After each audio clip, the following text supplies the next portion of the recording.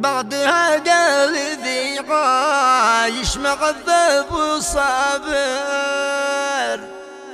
والقدر جاب الفا ظهر طعنه قوية. من باطل الأقدر كسر قلبي كاسر، بعد بلا الحياة والعيش ماشي شيء. بعدكم يا نظر ما عاد شي وضع سابر، بعد فرقاك روحي نار تشوى شوية. بعنوان بعد فرقاك روحي نار تشوى شوية، كتب كلمتها الولد نبيل شفيق محمد ناصر عبيد من أهل عصم، والقصيدة يرتيبها نفسه بعد وفاة والده المرحوم شفيق محمد ناصر عبيد، وتحكي وتعبر بما فيها. مع تحيات تسجيلات الكرماني. يلا ادعيك يا عالم بما في السراير، لك رفعت اليد من قلب مخلص وياه، يا مجيب الدعاء العبد وقت الضراير، طالب رحمتك والعفو لا شي خطيه. جيت لك يا إلهي جيت مكسور خاطر، لا تخيب رجاء لك إله البرية. بعدها قال ذي عايش معذب وصابر، والقدر جاب الفا ظهر طعنه قوية. من باطل أقدر كسر قلبي كاسر، بعد بلا الحياة والعيش ماشي شهية.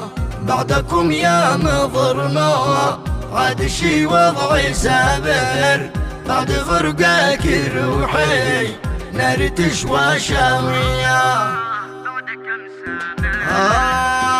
بعد كم سنة بالساعة يرمي كواوي حاير، أظلمت عيشتي بعدك وكانت مضيعة. ليت والله أنا موت يوم ما كنت قاصر، أو إلهي أخذ عمري لعمرك هدية. والموت ليت والموت جافيني وخلاك الآخر، كنت شاموتي أحسن لي من العيش ذيا. ليش يا موتي شالله تمحنك وكاسر، من رجال الوفا والقبيلة والحمية.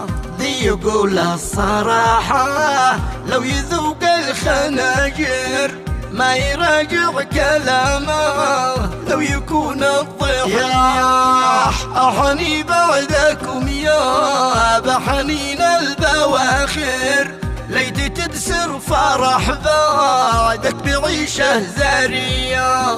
قد شفى بعدكم من دمعها سيل ماطر، ما توقف بكان في الصبح والعشية. كيف أعبر بحزني واكتب في الدفاتر، ما عزل شخص مثلي نكفي الدهر ذياه. بس حكم القدر راضي أنا به وصابر، ما مع الشخص إلا ما وصى به وصية.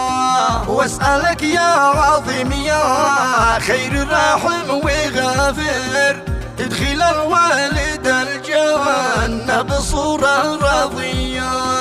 خلي مدخل أبي يا الله بنورك ينظر، والهم الصبر لهلي عين من كان ذوي. خلي مدخل أبي يا الله بنورك ينظر، والهم الصبر لهلي عين من كان ذوي.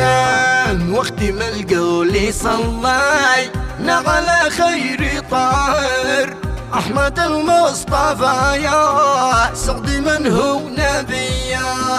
أحمد المصطفى يا سعد من هو نبيا.